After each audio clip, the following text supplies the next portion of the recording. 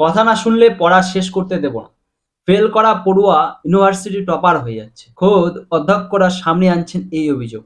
তারা বলছেন, সাজানো ঘটনা নয়, আদ্যোপান্ত সত্যি। এ নিয়ে অভিযোগ, গোলমাল, বিক্ষেপ কিছুই কম হয়নি।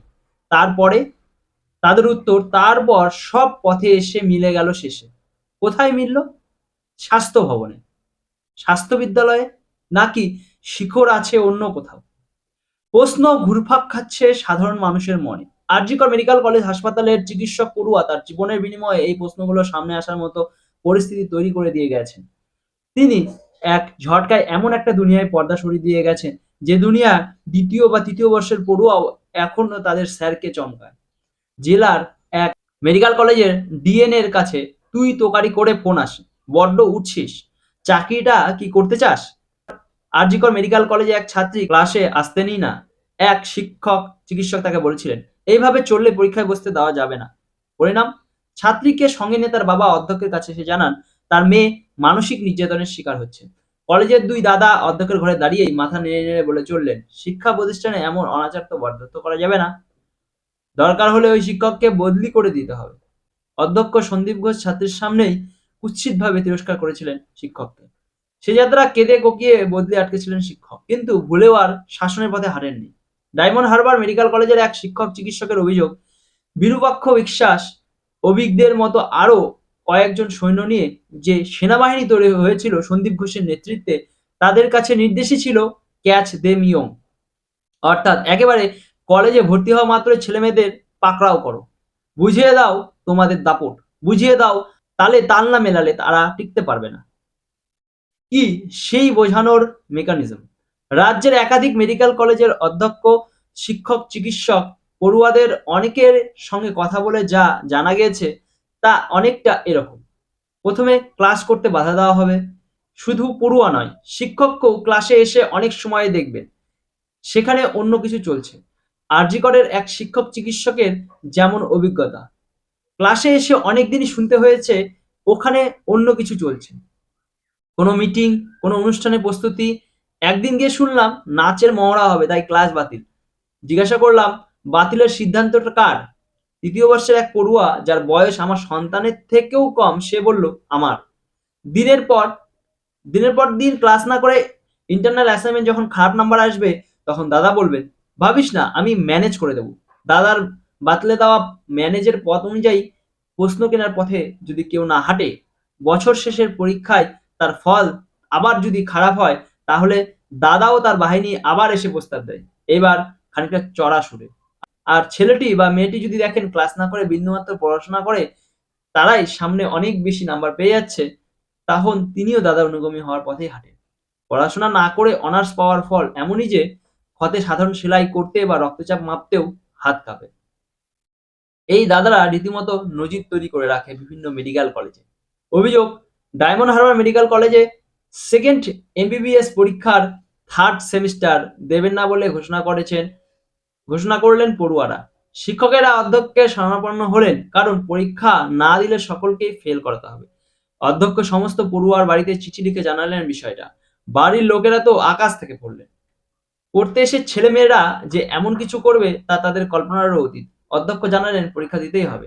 দাদারা জানালো পরীক্ষা দেওয়ার মতো সময় নেই কারো। শেষ পর্যন্ত রফা হলো থিওরি পরীক্ষা দেওয়ার দরকার নেই, শুধু প্র্যাকটিক্যালটুকু দেওয়া হোক। দাদাদের নিয়ন্ত্রণে প্র্যাকটিক্যাল পরীক্ষা হলো, সেই নাম্বারই যোগ হলো হল থিওরিতে। স্বাস্থ্য বিদ্যালয়ে সবটাই জানালো।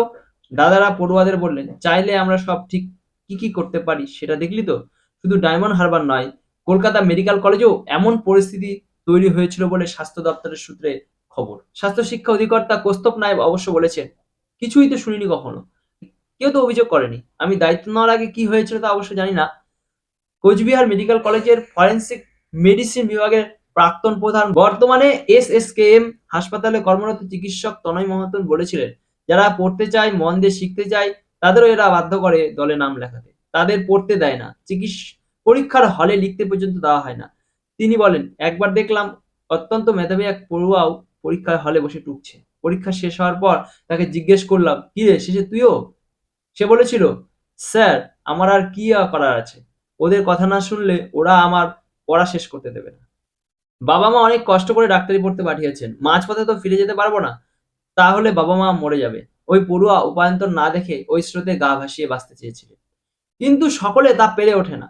অভিযোগ, ওই কোচবিহার মেডিকেল কলেজের এক পড়ুয়া, যার বাড়ি বর্ধমানে, ২ বছর আগে এই টুকাটুকি সংস্কৃতি মানিয়ে নিতে না পেরে আত্মহত্যার পথ বেছে নিয়েছিলেন। হাসপাতাল সূত্রে খবর, মেয়ের মৃত্যুর পর বাবা এসে অধ্যক্ষকে বলেছিলেন, আমার মেয়ে খুব কাঁদতো আর বলতো ক্লাস না করে, পড়াশোনা না করে সে প্রশ্ন কিনে টুকিয়ে লিখে অনেকে অনেক বেশি নাম্বার পেয়ে যাচ্ছে, আর আমি নিজের মতো করে চেষ্টা করেও তাদের থেকে পিছিয়ে পড়ছি। দিনের পর দিন এটা আমি আর মেনে নিতে পারছি না। এ কথা শুনে অধ্যক্ষ কি বলছিলেন? সেই দিন ওই ঘরে উপস্থিত এক চিকিৎসকের কথায় অধ্যক্ষ বলেছিলেন, কি মুশকিল, এত অল্প বয়সী মেয়ে মানসিকভাবে এত দুর্বল হলে কিভাবে চলবে? মানসিকভাবে শক্ত হলে কিন্তু অন্য দাওয়ায়।